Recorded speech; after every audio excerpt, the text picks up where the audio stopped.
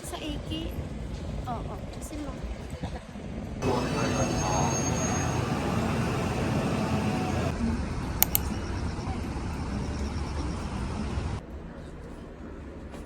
Ayun ako, hindi dyan.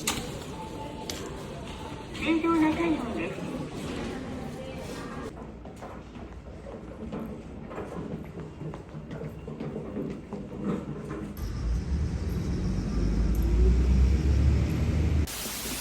So, ayun guys, ito na yung explanation. Wala naman nang hingi ng explanation pero gusto ko lang din i-share kung bakit ako nagpa-PCR that day. Kasi supposed to be nung Monday, dapat may operation ako.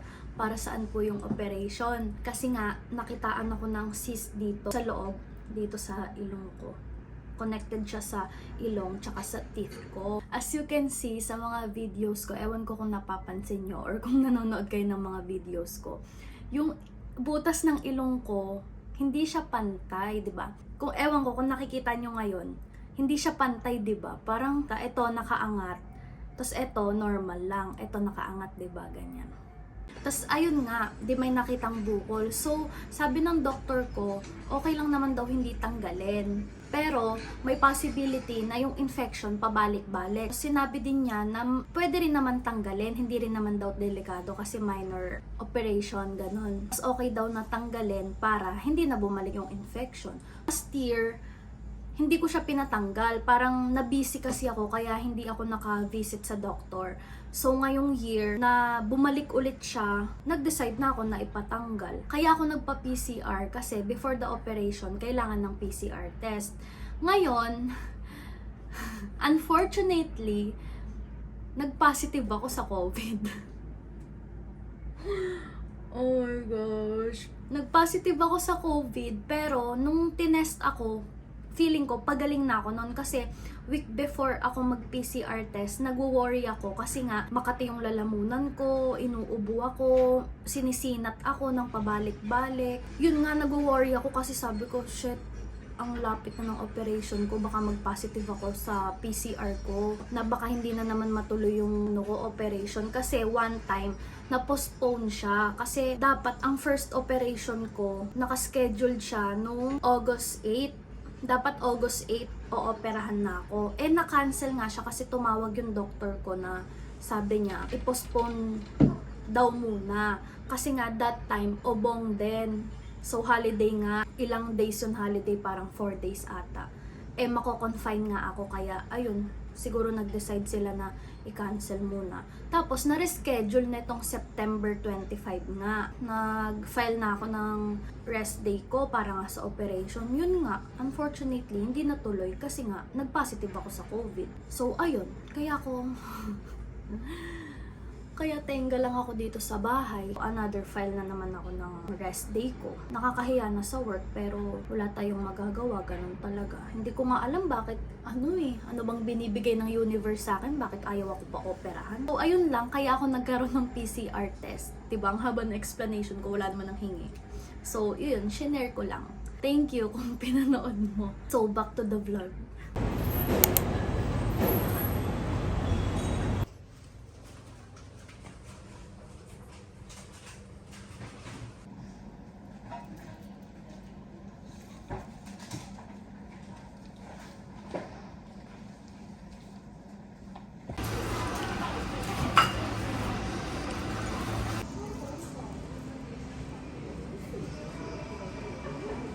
Ang daming dried flowers dito, guys. Grabe, para ako nasa heaven. Ayan, oh. Ang ganda.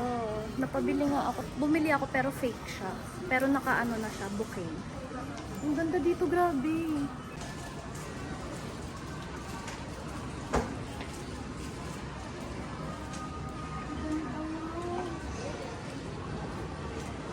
Ang daming dried flowers.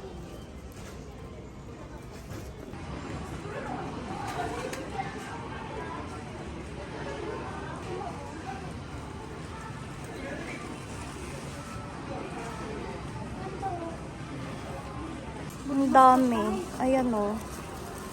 Grabe. Oh my God, I'm so happy. Ang ganda.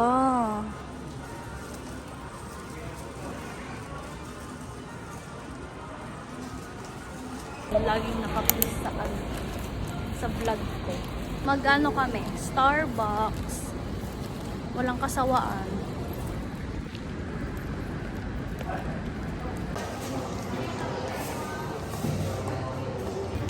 Ay, suno, matcha tea latte. Toru size. Hai.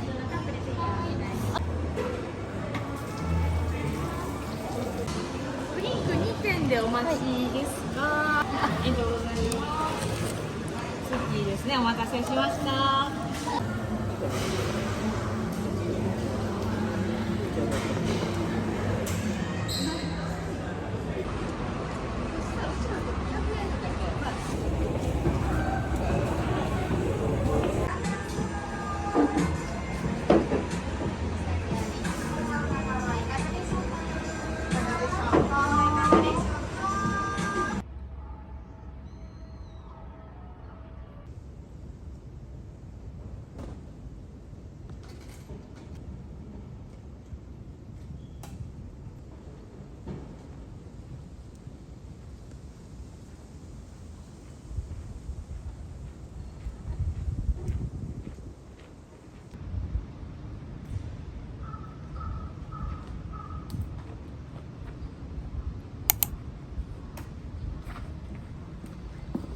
I need your memory.